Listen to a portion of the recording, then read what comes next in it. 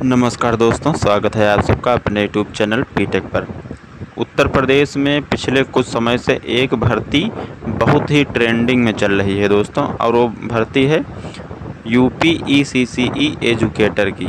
आप सभी को पता है ये भर्ती 8,800 पदों पर होने वाली है, लेकिन इस वीडियो में आपको कुछ नई जानकारी हम देंगे, क्योंकि ये भर्ती पूरे उत्तर प्रदेश में 75 ज़िलों में की जाएगी और एक एक ज़िले का हम आपको बताएंगे किस ज़िले में कितनी भर्ती, मतलब कितने पदों पर भर्ती होनी है और ये कब तक पूरी कर ली जाएगी पूरी भर्ती। ठीक है, तो इस वीडियो को आप लोग मिस ना करें, पूरा डिटेल में समझें। जिस राज्य की भर्ती आ गई है और जिस राज्य की अभी नहीं आई है, सब कुछ डिटेल में हम बात करेंगे। तो चलिए वीडियो को शुरू करते हैं। लेकिन वीडियो को शुरू करने से पहले जितने भी भाई लोग चैनल पर नए हैं या पुराने हैं, चैनल को सब्सक्राइब नहीं किया है तो चैनल को सब्सक्राइब करके और बेल आइकन प्रेस कर लें। उसके बाद में वीडियो को हाइप कर दें दोस्तों। कमेंट्स जहां लिखा होता है उसको थोड़ा हम आप लोग इधर की तरफ स्लाइड करेंगे, फिर आपके सामने आएगा हाइप वाला।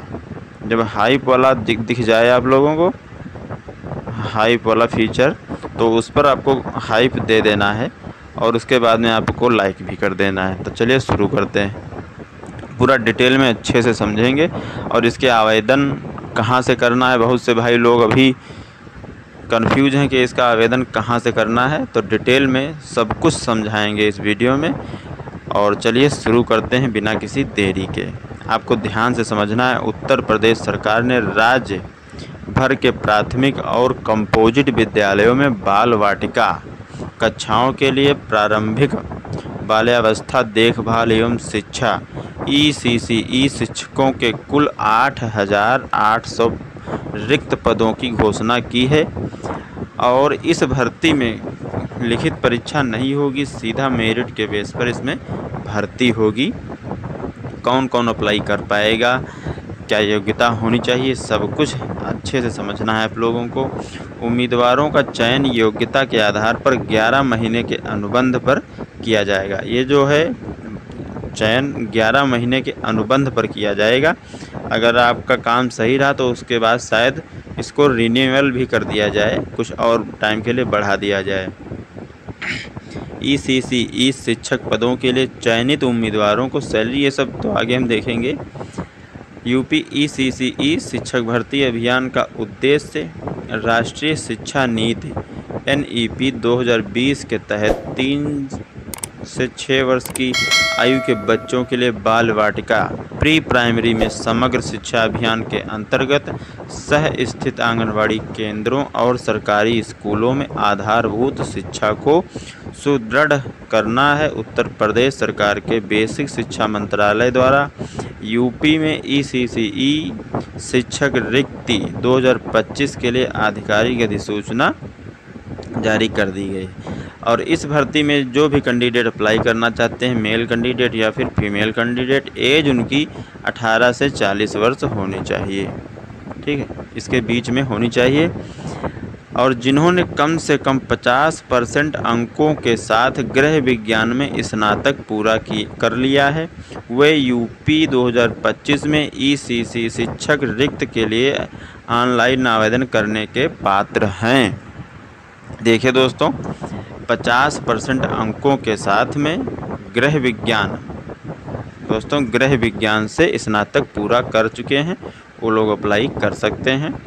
अब यहाँ पर देखिए दोस्तों, संगठन का नाम हो गया उत्तर प्रदेश सरकार, पोस्ट का नाम ईसीसीई शिक्षक रिक्ति 8,800 कितना 8,800 ये पदों पर भर्ती होनी है दोस्तों। उसके बाद में वीडियो अगर अच्छा लग रहा है तो हाइप करें।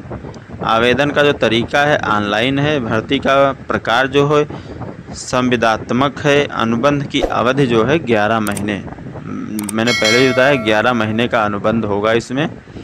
और पंजीकरण तिथि है सब सूचित की जाएगी, सूचित किया जाना है। शैक्षिक योग्यता गृह विज्ञान में स्नातक की डिग्री होनी चाहिए। एज 18 से 40 वर्ष। अब देखते हैं किस ज़िले में कितने पद हैं। देखिए, ज़िला का नाम इधर आपको दिखाई देगा और कितने पद हैं ये आपको इधर देखना है। ठीक है, सबसे पहला ज़िला है आपके सामने आगरा में 160 पद हैं, अलीगढ़ में 130 हैं, अंबेडकर नगर में 90 हैं। इसी तरह एक एक जनपद का हम लोग देखेंगे किस जनपद में कितना पद है। ठीक है, अमेठी में 130 है, अमरोहा में 70 है, औरैया में 80 है, आजमगढ़ में 220 है।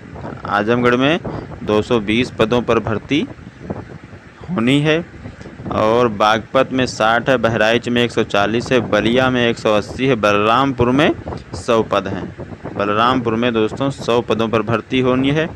बलिया में 180, बलरामपुर में 100, बांदा में 160, बाराबंकी में 160, देखिए बाराबंकी में 160, बरेली में 160, बस्ती में 160, उस भदोही में 70, बिजनौर में 120, शाहजहांपुर में 160, बुलंदशहर में 160, चंदौली में 100, चित्रकूट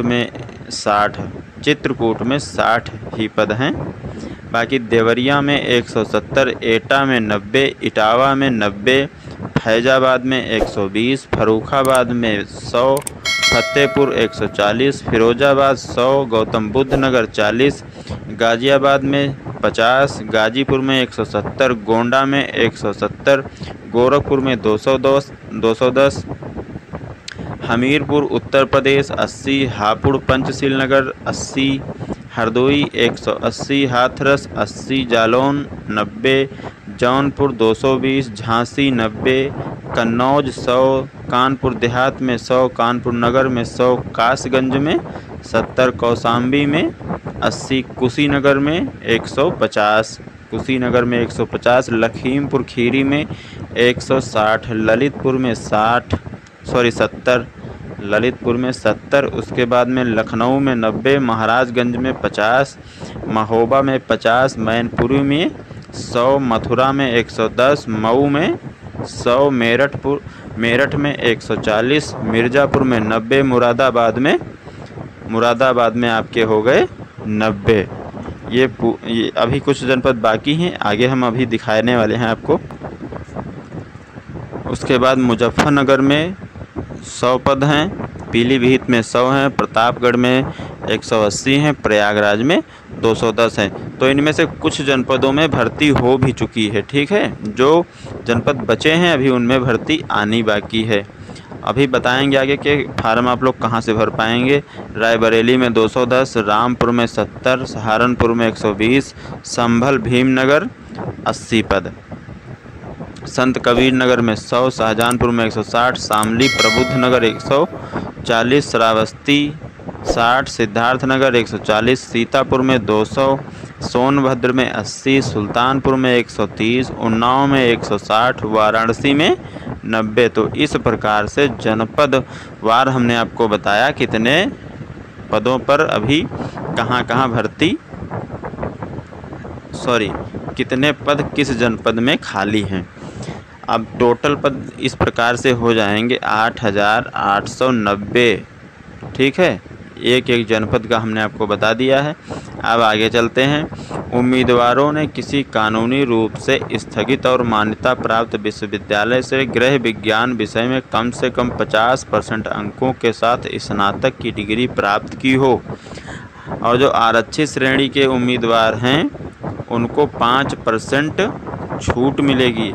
निम्नलिखित में से किसी एक विषय में कम से कम 2 वर्षीय, देखिए या फिर यहाँ लिखा है, अगर आप लोग स्नातक में गृह विज्ञान लेकर के पूरा स्नातक किया है, और फिर यहाँ पर देखिए दोस्तों या में लिखा है निम्नलिखित में से किसी एक विषय में कम से कम 2 वर्षीय प्रमाण पत्र या डिप्लोमा या समकक्ष होना चाहिए। तो ये क्या क्या रखा गया है, NTT नर्सरी शिक्षक शिक्षा, DLED, CTET, DPSE, NSED सभी योग्यताएं राष्ट्रीय अध्यापक शिक्षा परिषद द्वारा मान्यता प्राप्त होनी चाहिए। उम्मीदवारों की न्यूनतम आयु 1 जुलाई 2024 तक 18 वर्ष से कम नहीं होनी चाहिए और अधिकतम 40 वर्ष से अधिक नहीं होनी चाहिए। कब से? 1 जुलाई 2024 तक। ठीक है। आरक्षित उम्मीदवारों के लिए आयु में छूट सरकारी नियम के अनुसार की जाएगी। तो ये आप लोग समझ गए। ECCE शिक्षक भर्ती 2025 के लिए आवेदन करने के लिए उम्मीदवार, हाँ आप ध्यान से आप लोग समझेंगे कि आवेदन कहाँ से करना है। तो आधिकारिक वेबसाइट पर जाएं जो कि है sevayojan.up.nic.in पर। उसके बाद में आपको जो भी दिशा निर्देश हैं उनको अच्छे से डाउनलोड करके समझ लेना है। और जेम पोर्टल पर पंजीकरण अभ्यर्थियों को सरकारी ई-मार्केटप्लेस पोर्टल पर पंजीकरण करना होगा, जहां नियुक्ति की प्रक्रिया की जाएगी। आवश्यक दस्तावेज आपके पास क्या क्या होने चाहिए? योग्यता प्रमाण पत्र, देखिए दोस्तों, योग्यता प्रमाण पत्र, आयु प्रमाण पत्र, NTT DPSC प्रमाण पत्र और ID प्रमाण पत्र की स्कैन की गई प्रतियां शामिल हैं। आवेदन जमा करें। जमा करने से पहले सुनिश्चित करें कि आपका आवेदन पूर्ण और सटीक है। जिला स्तरीय अपडेट का पालन करें। प्रत्येक जिले का बेसिक शिक्षा कार्यालय अपने क्षेत्र के लिए आगे की सूचनाएं और समय सीमाएं जारी करेगा। स्नातक प्रमाण पत्र, गृह विज्ञान या संबंधित डिप्लोमा, NTT प्रमाण पत्र यदि लागू हो, आयु प्रमाण पत्र जैसे आधार कार्ड और जन्म प्रमाण पत्र। ये एज के लिए आप लोग आधार कार्ड भी लगा सकते हैं और जन्म प्रमाण पत्र भी लगा सकते हैं। पहचान पत्र और पासपोर्ट आकार की फ़ोटो। आरक्षित श्रेणी प्रमाण पत्र यदि लागू हो तो अब ये सिलेक्शन प्रोसेस क्या है इसमें देखिए, स्नातक और डिप्लोमा अंकों के औसत प्रतिशत के आधार पर, और अगर किसी मान लीजिए 2 उम्मीदवार हैं, दोनों के अंक समान हैं, ठीक है, और सब कुछ समान है, तो ध्यान समझे, अधिक आयु वाला उम्मीदवार जीतता है। मान लीजिए परसेंटेज सेम बन गया तो जिसकी एज ज़्यादा होगी उसको नियुक्ति मतलब उसका सिलेक्शन किया जाएगा। दस्तावेज़ों का सत्यापन होगा, ठीक है। तो ये हो गया। अब और हम आगे बढ़ते हैं। अब इसको भी आपको ध्यान से समझना है। पद का नाम, अधिकारी और भूमिका। जो पद का नाम है और अधिकारी जो हैं उनकी भूमिका क्या है इस भर्ती में, ये समझेंगे आप लोग। मुख्य विकास अधिकारी CDO जिला मजिस्ट्रेट द्वारा नामित, तो अध्यक्ष ये पद है इनके पास में, ठीक है। उसके बाद प्राचार्य जिला शिक्षा एवं प्रशिक्षण संस्थान डायट, ये भी सदस्य हैं। बेसिक शिक्षा अधिकारी BSA सदस्य सचिव हैं। जिला कार्यक्रम अधिकारी DPO सदस्य। जिला मजिस्ट्रेट DM द्वारा नामित 2 अन्य सदस्य भी सदस्य हैं। UPECCE प्रारंभिक बाल्यावस्था देखभाल एवं शिक्षा शिक्षकों का मासिक वेतन 10,313 रुपया मिलेगा। इस पद पर जब आप लोग नियुक्त हो जाएंगे। ECCE पद समग्र शिक्षा अभियान के अंतर्गत राष्ट्रीय शिक्षा नीति NEP 2020 के अनुरूप बाल वाटिका कार्यक्रम के अंतर्गत 11 महीने के अनुबंध आधारित पद है। 11 महीने का जो पद है, और सैलरी ये हो गई। UPECCE शिक्षक भर्ती 2025 का उद्देश्य राज्य भर के परिषदीय प्राथमिक और कंपोजिट विद्यालयों में 3 से 6 वर्ष की आयु के बच्चों के लिए बाल वाटिका शिक्षा को सुदृढ़ करने हेतु ECCE शिक्षक पदों पर योग्य उम्मीदवारों की नियुक्ति करना है। UPECCE शिक्षक का कार्य विवरण कुछ इस प्रकार है। 3 से 6 वर्ष की आयु के बच्चों को औपचारिक शिक्षा के लिए तैयार करना। 3 से 6 वर्ष की आयु के बच्चों के शारीरिक, मानसिक, सामाजिक, भावनात्मक और शैक्षणिक विकास के लिए एक पोषण वातावरण बनाएं और एकीकृत कार्यक्रमों में योगदान देना। एकीकृत कार्यक्रमों में योगदान दें।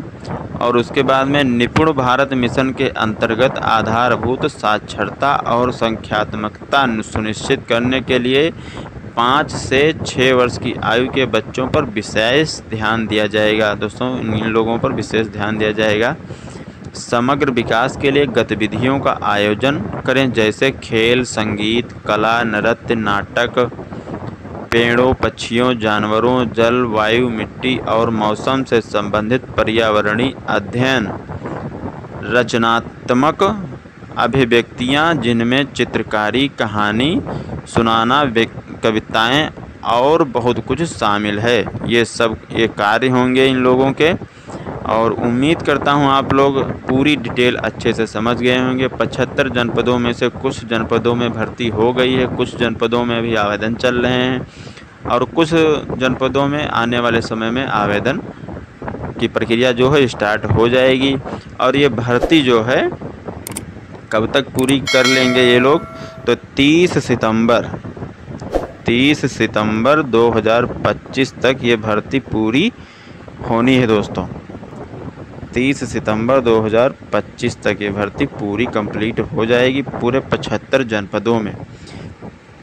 बाकी लगभग कुछ जनपदों में भर्ती हो गई है। अब आवेदन करने के लिए सबसे सरल तरीका हम आपको बताएंगे दोस्तों, और ध्यान से समझना इसको। जिन लोगों का सेवा योजन पोर्टल पर रजिस्ट्रेशन है वो लोग अपना लॉगिन करेंगे, वहीं सेवा योजन पोर्टल से इसके आवेदन भर पाएंगे, ठीक है। और किसी अन्य जगह से इसके आवेदन आप लोग नहीं कर पाएंगे, सेवा योजन पोर्टल से ही इसके आवेदन होंगे।